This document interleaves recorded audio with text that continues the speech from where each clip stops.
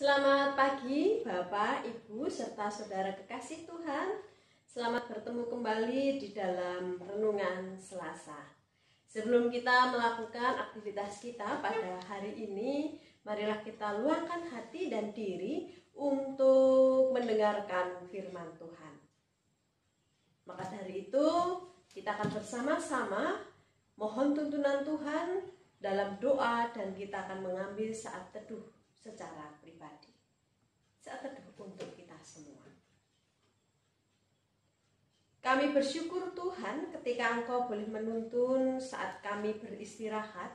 Dari malam hari sampai pagi ini Tuhan boleh membangunkan kami dengan kesehatan dan juga kekuatan yang baru. Sebelum kami menjalankan aktivitas kami di hari ini, kami hendak mendengarkan dan merenungkan akan apa yang menjadi firman-Mu. Roh Kudus hadir menerangi hati kami, sehingga firman-Mu ini boleh menjadi bekal di dalam kami menjalani aktivitas kami di hari ini dan hari-hari selanjutnya. Bersabdalah ya Bapa, kami siap untuk mendengarkan, merenungkan, dan melakukannya. Amin. Bapak, Ibu, serta saudara kekasih Tuhan, saat ini kita akan bersama-sama mendengarkan firman Tuhan yang terambil dari kitab Mazmur 119, ayatnya yang kedua dan ketiga, yang demikianlah sabda Tuhan. Berbahagialah orang-orang yang memegang peringatan-peringatannya, yang mencari Dia dengan segenap hati, yang juga tidak melakukan kejahatan, tetapi yang hidup menurut jalan-jalan yang ditunjukkannya. Demikianlah sabda Tuhan yang hendak kita renungkan bersama dari Mazmur 119 ayat 2 dan 3. Berbahagialah setiap kita yang mendengarkan sabda Tuhan dan yang melakukannya. Haleluya. Ibu bapak serta saudara kekasih Tuhan, melalui kitab Mazmur ini kita akan bersama-sama merenungkan firman Tuhan dengan sebuah tema menjaga kebahagiaan.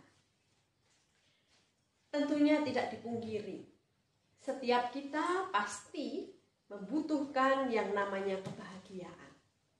Kebahagiaan dalam kehidupan berkeluarga, bahagia dalam menjalani hari kesehari, bahagia dalam menjalani dan melakukan pekerjaan yang Tuhan berikan dalam hidup kita. Dan tentunya kebahagiaan itu kita memiliki sebuah mimpi agar supaya selalu ada di dalam hidup kita.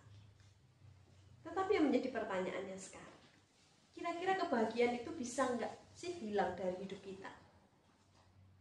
Kira-kira kebahagiaan itu bisakah sirna dalam hati dan hidup kita?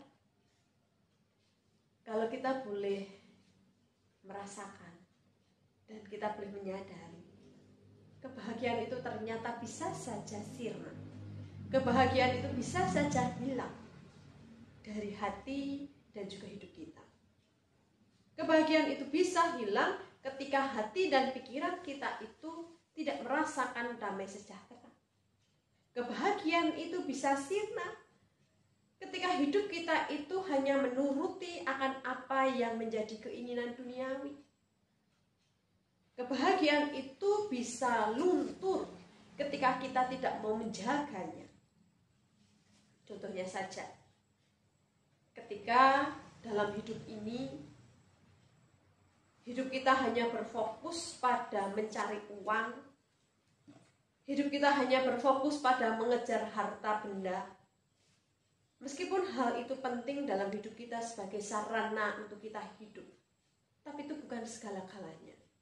Ketika orang sudah terjerumus pada cinta uang, ketika orang sudah terjerumus pada yang namanya dalam bahasa Jawa ngoyak bondo dunyo, dan meninggalkan akan apa yang lebih esensi dari kehidupan ini, bisa saja lama-kelamaan kebahagiaan itu akan hilang. Karena dalam dirinya kurang adanya rasa bersyukur. Lalu apa sih yang harus dilakukan oleh setiap manusia, khususnya kita, agar supaya kebahagiaan itu tetap ada dalam hati dan juga hidup kita? Ketika kita boleh membaca di dalam kitab Mazmur 119 ayat 2 dan 3. Di sana menjadi jawabannya. Firman Tuhan di dalam Mazmur 119 ayat 2 dan 3 mengatakan, berbahagialah orang yang memegang peringatan-peringatannya, yang mencari Dia dengan segenap hati, yang juga tidak melakukan kejahatan, tetapi yang hidup menurut jalan-jalan yang ditunjukkannya. Kebahagiaan mudah untuk dicari. Tetapi untuk menjaga kebahagiaan tetap ada dalam hati kita membutuhkan sebuah perjuangan. Agar supaya kebahagiaan itu senantiasa ada di dalam hati dan hidup kita. Mazmur 119 ayat 2 dan 3 memberikan 2 tips, memberikan 2 cara agar supaya kita bisa dan senantiasa menjaga kebahagiaan itu tetap ada dalam hati dan pikiran kita. Nah, 2 tips itu apa saja? Tips yang pertama ataupun cara yang pertama yakni setiap insan manusia, khususnya orang pengikut Tuhan, termasuk kita di dalamnya, diajak untuk memegang peringatan-peringatannya dan mencari Dia dengan segenap hati. Kitab Mazmur mengajak kita agar supaya kebahagiaan itu tetap ada dalam hati dan dalam perjalanan kehidupan kita. Kita diajak untuk carilah Dia dengan segenap hati. Peganglah setiap peringatan-peringatannya.